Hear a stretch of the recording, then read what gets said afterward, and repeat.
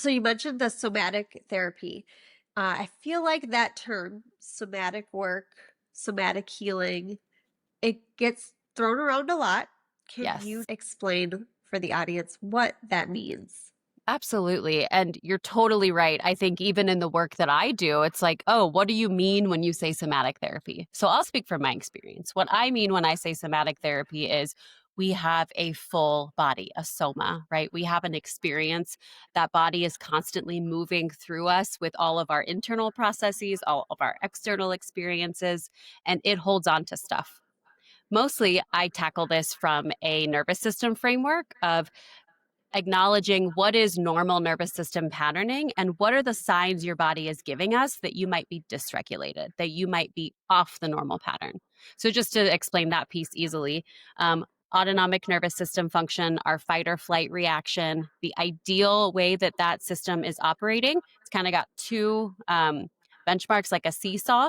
Ideally, we're going to easy charge, easy discharge, and we're like constantly moving in like this really pretty sine wave. And when a stressor occurs, yeah, we're going to peak, but then we're going to come back down. Perfectly normal. What's abnormal, so to speak, is to get stuck up, to peak at really low threats, so to speak, or to have a really hard time regulating back down, right? So, all these different ways that we can change out of the easy charge, easy discharge. And to me, that's the core of the work that we're trying to do when we do this integrative work.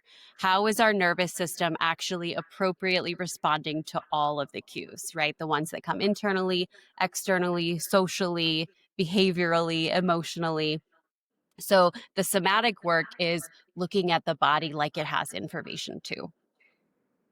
Beautiful. Um, Yeah, I think that that might actually be the best way to distill it, right? We think so much about therapy as like talk about it, think about it, make meaning of it. What is your perception? And that's all in the mind. And so the mind body work is, yeah, but the body has information too. What's it saying? Right? What does it Yeah. mean right now? What does it mean that I put my hands on my chest? It might mean nothing, but it could mean something. So how do you bring in somatic body work into talk therapy to provide a more well-rounded like healing experience, really? And maybe Yeah. So like, healing's not the best word, but you know yeah, what I meant. I love that word. So I love that you used it. I think man, I'm gonna step on a soapbox about what healing means, right? But like, Go for I it. think the healing is always a journey.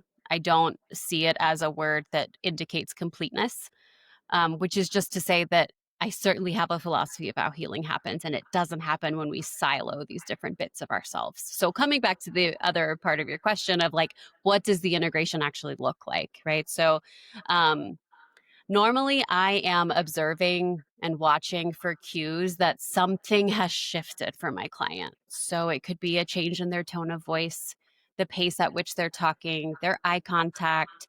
Um, I work virtually, so most of what I have is right here. So I'm often watching shoulders or what feels like the flow of the breath. And I see my job as to be a mirror, right? It's happening for them anyway, but are they conscious of it? Can we bring awareness to it? So, my favorite question to ask after asking permission to pause is, what's your body saying? Shoulders down, which is my way of saying, get out of here, right? I don't want the thank you response. I want to know in response to what you just said, in response to the memory you just shared, or the emotion that just came up, or the thing that flushed your face. I'm not necessarily naming that bit, but what's the body saying, right? How is your body talking to you right now?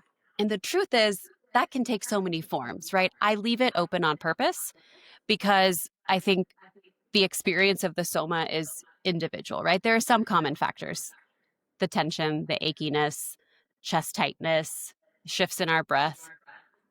But otherwise, I really leave it to my client to sort of guide the picture and the journey of how they are understanding that part of them.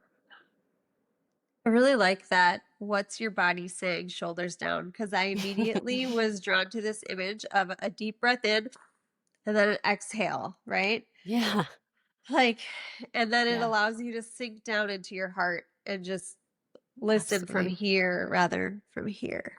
Right. And I love that you're naming right. I think for for most people, it's in contrast to what the mind would say. But otherwise, like the part of the body that talks or knows the truth, so to speak, could be different. For me, I would say it's my heart. Sometimes it's lower down in my belly. Sometimes it's my hands. Like my hands will get warm. And that's talking to me, that's giving me information. So that's another one of those reasons that, I think it's good to leave it um, this individual process of, oh, what is your body saying in this moment? My other favorite is to ask people, okay, so let's pause and just let that move through. Because sometimes things need to ride through our body. And I don't know if we're usually given a lot of like permission or space or access to do that.